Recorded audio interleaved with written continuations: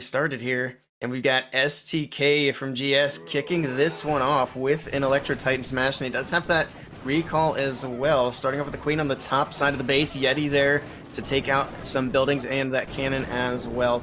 Being patient with the healers, he doesn't want the Yeti to steal them or that air defense to pick them off. Yeah, and we've got that recall spell there as well, so we're going to be placing 4 of these healers down so we can make sure we can pull them all through. Queen's going to continue to reach into this town hall compartment now. We've got the, looks like the wood in there on the northern side and the flame flinger on the right. So STK is approaching the space from multiple angles now to try and get some of these defenses down. As you can see, the Queen got recalled, so we've cleared out all of the storages for these sneaky goblins to take the town hall down with an invisibility just in time, securing that first star on the board.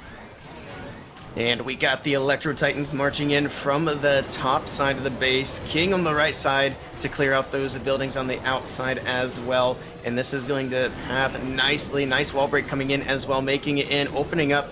And then that jump in the core is going to open up a bunch of this base and keep these Titans from needing to beat on walls as they make their way through. And it looks like you have rocket balloons out of the flame flinger as well. They're going to move in, take out the monolith here on the right side of the base. So that's going to be great for the back end of this attack. Yeah, getting that monolith down is going to be huge. I mean, we had that pop from the flame flinger, but it didn't even matter. We managed to get all these loons to clear out some of those defenses on the right-hand side.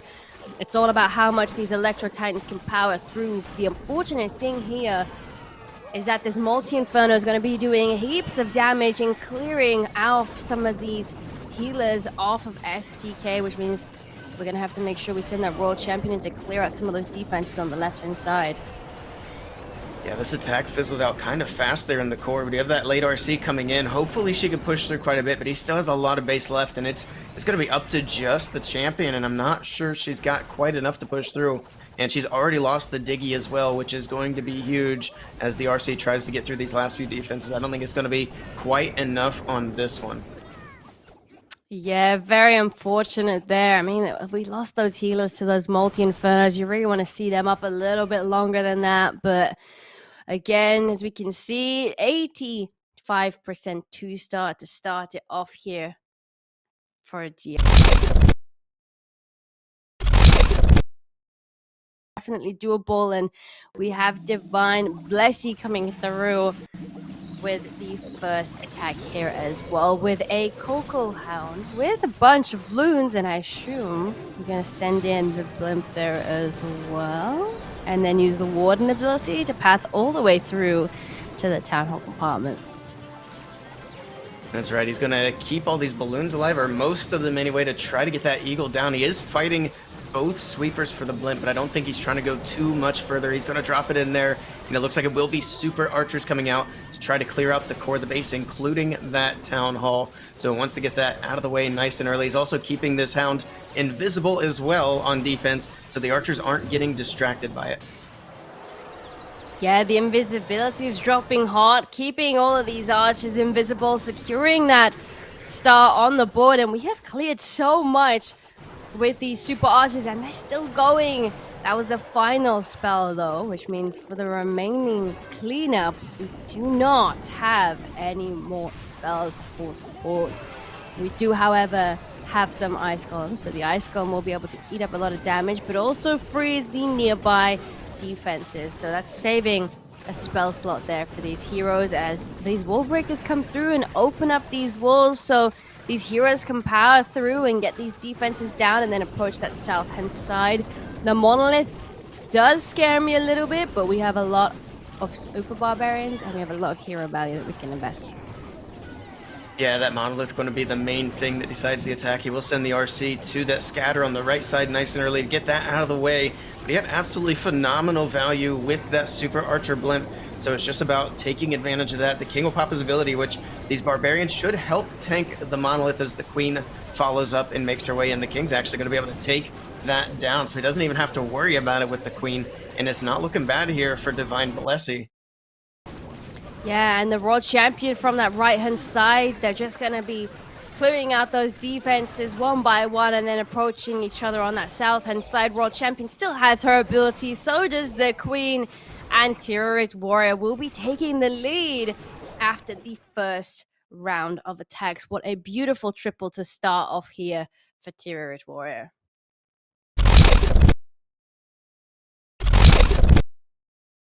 Can do it with this one. Invincible LG coming through with the next hit for GS. And again, we have some Sapquakes clearing out one of the multi-infernos with some nearby damage in here as well, clearing one of the huts as well as an expo.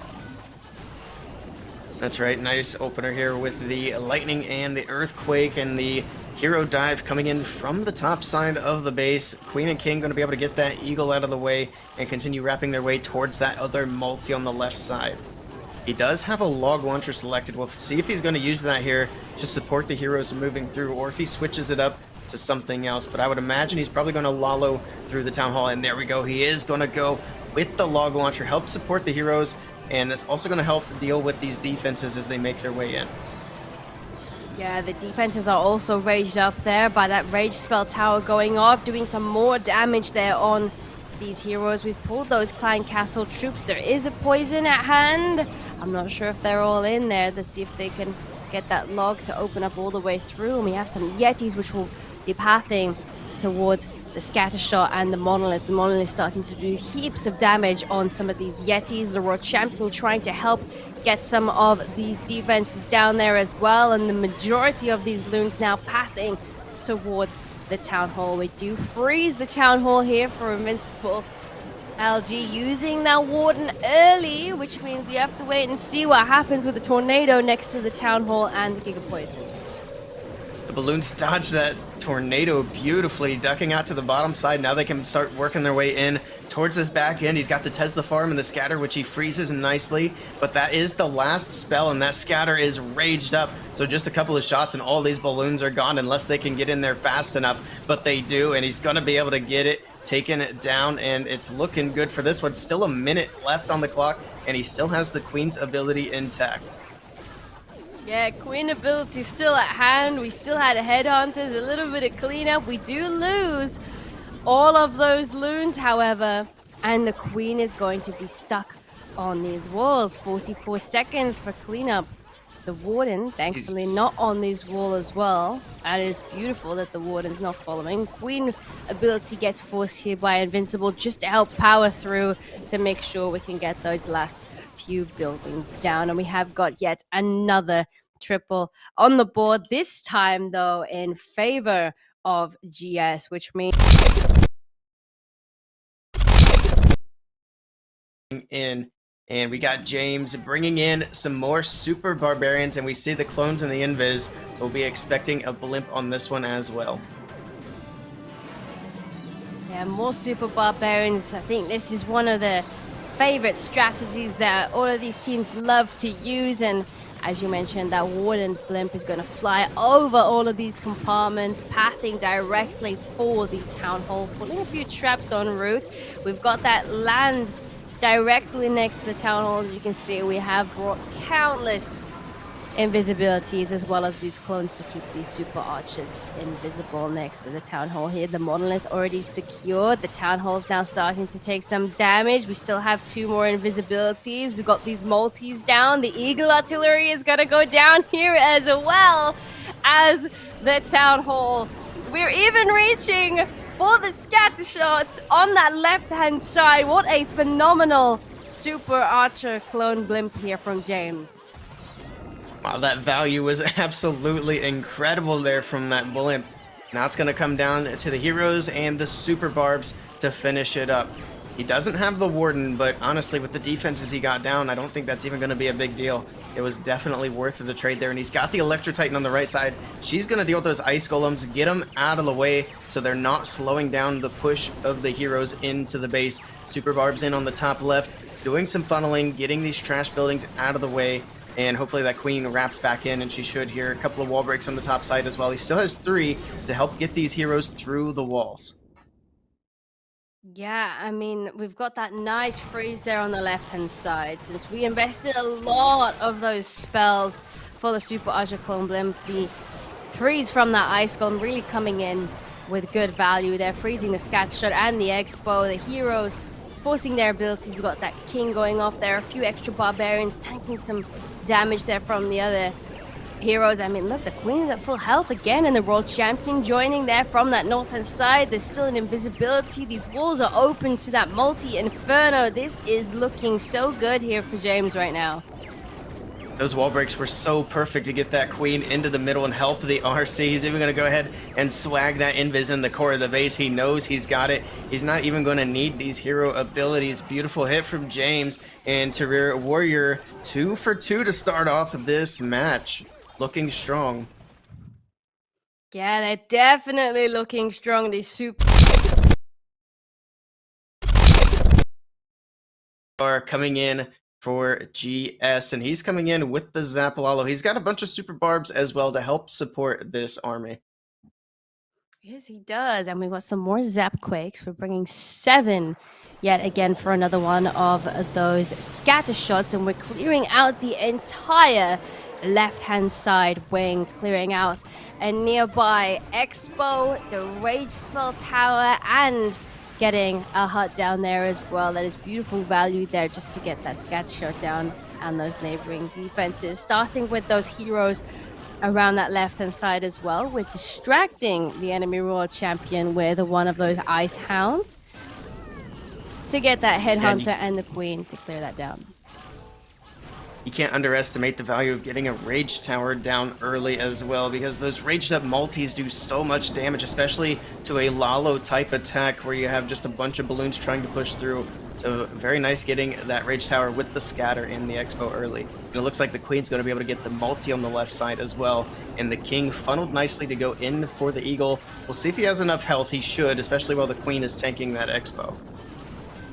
Yeah, Queen still powering through. She got that multi-inferno down, using the ability here to get the Expo, break through those walls to try and reach into that north-hand side. King, however, has to force his ability now as well after taking quite a bit of damage here. Getting that Eagle Artillery down is also going to be huge, because we don't want those strikes to be hitting on these runes powering through the base, which are already starting from that right-hand side with an early ward ability to get the blimp all the way through to the town hall. The Sweepers is knocking it back, and it's not there just yet.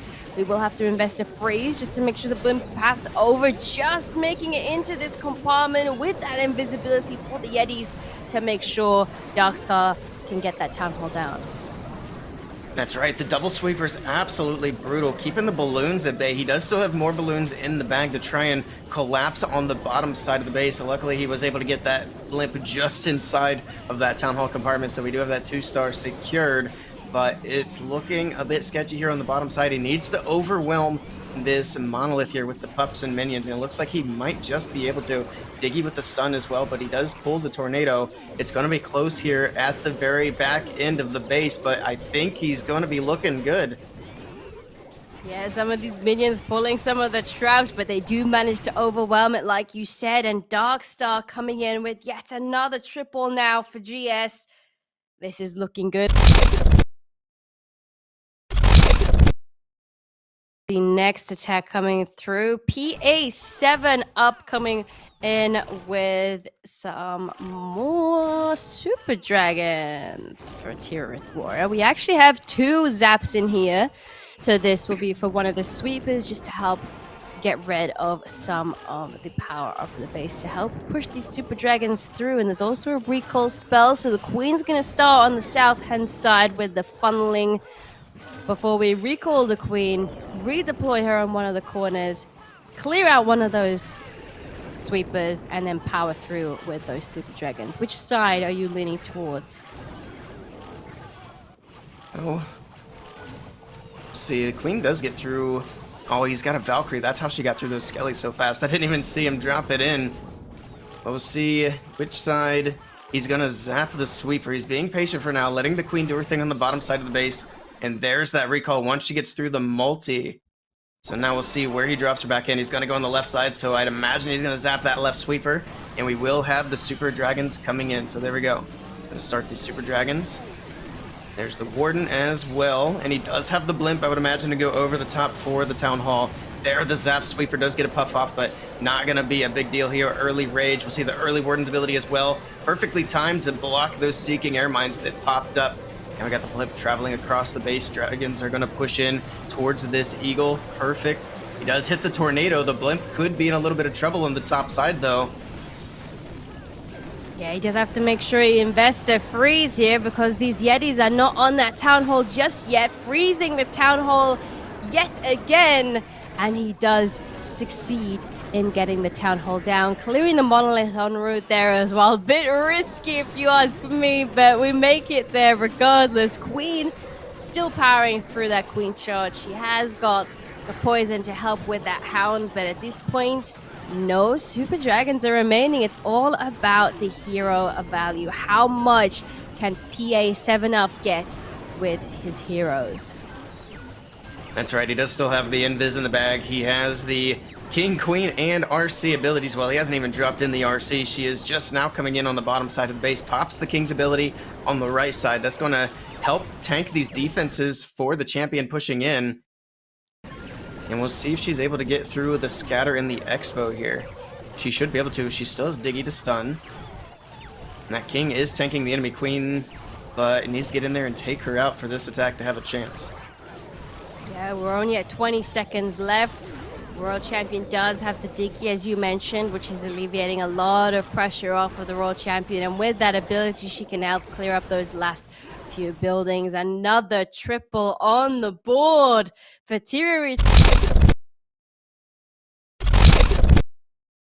It's going to be Nairome coming in with some Super Barbarians once again. This time we do have some healers and a battle drill to kick things off. Queen's in on that left side with the drill, and we'll see which way she's going to path. Looks like the drill's going to push in towards the Eagle Artillery, and we'll probably see a Yeti Bomb there to get that out of the way. Yeah, we got that drill. I do love seeing a drill because it just doesn't feel like I see it nearly as often as I would love to. It's one of the newest sieges in here, so I do love to see it in action. And as you can see, Nairome has pulled those Clan Castle troops already, so a poison is deployed to try and help out, popping the drill a little bit early maybe. What do you think, Willie? Yeah, I think it popped sooner than he wanted. It also didn't quite path the way he wanted. I think he was expecting it to go to that Expo and then to the Eagle, but instead it just kind of followed the Queen up towards the top. So that Eagle is staying alive early on this base, and that could be a bit of a problem going forward. He does rage nicely for the Queen there to keep her ability intact as she got a bit low. So she's going to be able to continue pushing her way into the core with her ability. A couple of wall breakers left to use, and we'll see if he can break all the way in. Perfect wall break. She's going to have access to almost everything. He's probably going to have to send the RC for that Eagle to get that taken down. Yeah, that Eagle Artillery does look troublesome all the way through. I really wish that we did get that down with the drill. The Queen, though, looking like a powerhouse, going all the way through the core of the base here.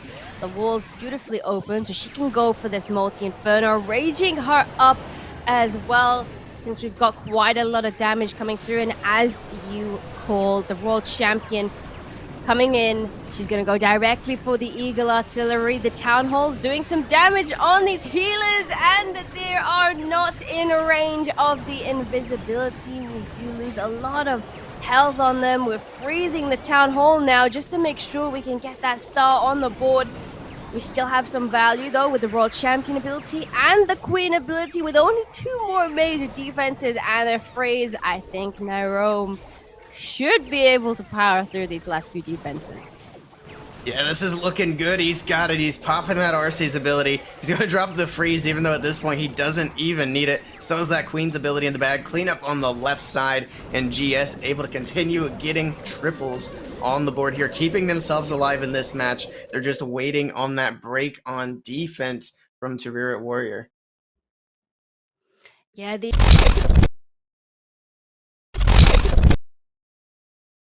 coming through. O'Donnell coming in. And we do have some Molalo coming through on this one. We've got 3 invisibilities. We got some bat spells in here. I call super. We got the sneaky bat donut. Yeah, that's right. Might be looking to take these Inferno towers down in the core, and yeah, that's exactly what he's going to go for here. 2 of the Infernos and the Ground Expo. We'll see if he's going to be able to get them out of the way. Not electing to go for the Clan Castle in this one. Just trying to get a couple of defenses early. You can see he's got that poison still in the bag, so definitely not trying to get the CC, but nicely done getting those defenses down. Yeah, you do tend to see the Clan Castle going down with these Skelly Donuts, but we came prepared for this one. We have a poison spell at hand, so it was really just to get these multi-infernos down, since we can alleviate some pressure off of these loons. Bringing in an additional Ice Hound as well, just to get some additional freeze value. It is quite nice for later on in the Lalo. Let's see how this one goes. With a log launcher doing some damage on this multi-inferno that's still standing, which means the multi-inferno will go down before these loons are even in range of this multi-inferno.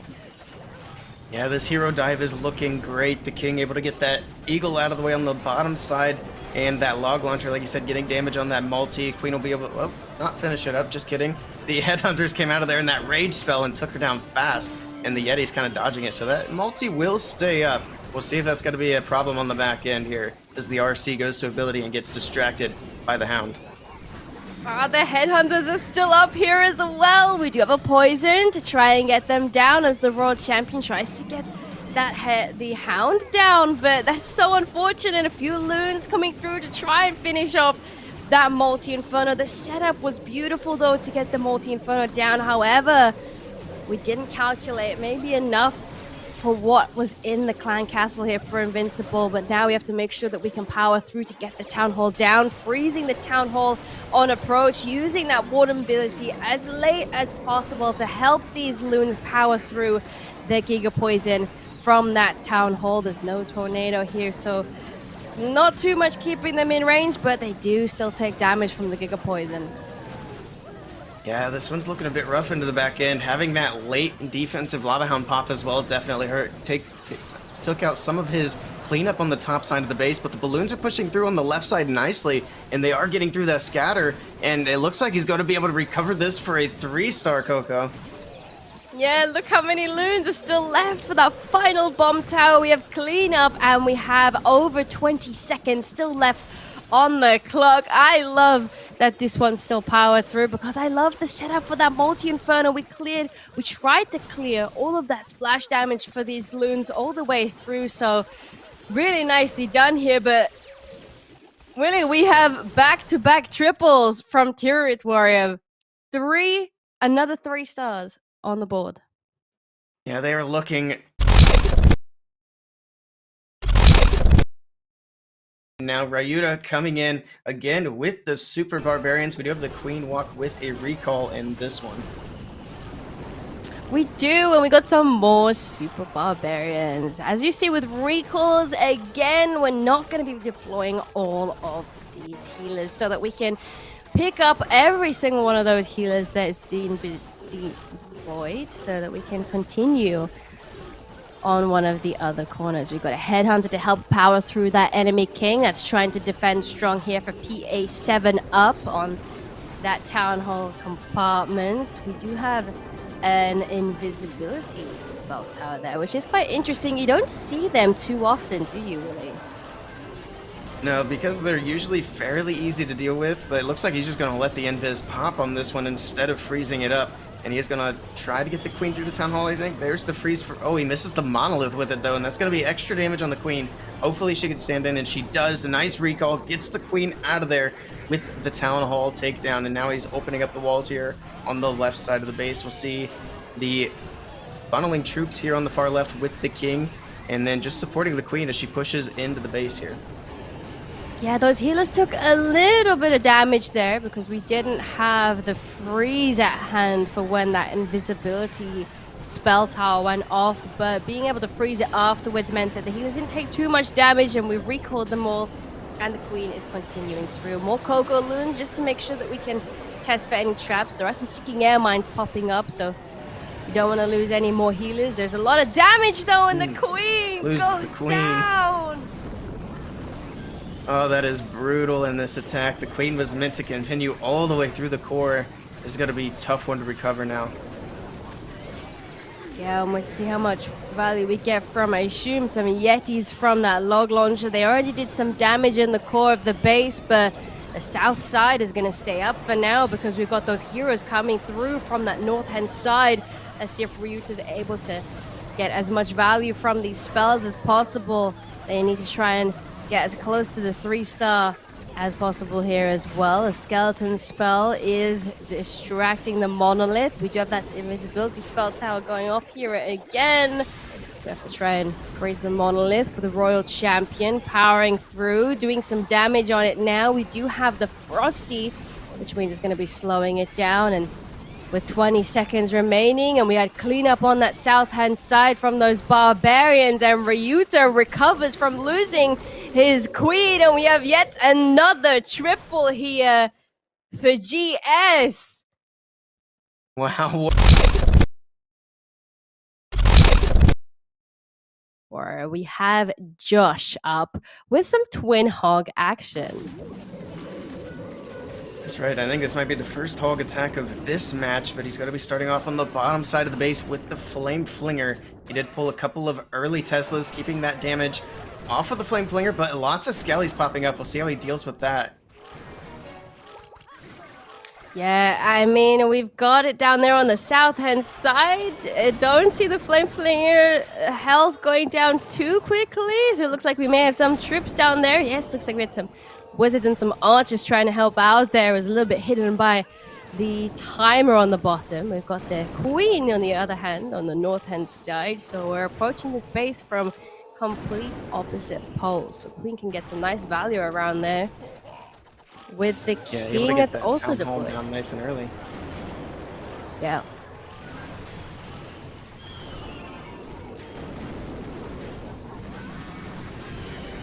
Town hall secured. King can pull a path towards the right-hand side whilst the queen continues her way to the left-hand side here. There are some wall breakers that Josh has sent in, giving the queen further access. She can enter this expo compartment and reach the scatter shot from here, which is really nice. She does have to be careful. The raged up defenses doing quite a bit of damage, so Josh does use an invisibility just to alleviate some of that damage coming through, because we still have those clan castle troops to deal with. It's gonna be some ice golems in here, which will just slow down that queen. And again, she's taking so much damage. Josh invests yet another spell, freezing the expo here to keep that queen ability, since the scatter shot's already hitting her here as well. Yeah, that's a lot of damage for that queen charge on the top of the base, but he's managing to keep her alive, although it is costing a lot of spells. She will be able to get that expo off the left side. He's going to freeze again. Skelly spell to distract those upper defenses, but these hog riders pushing it through the core of the base now. They got to be able to get through this bottom section.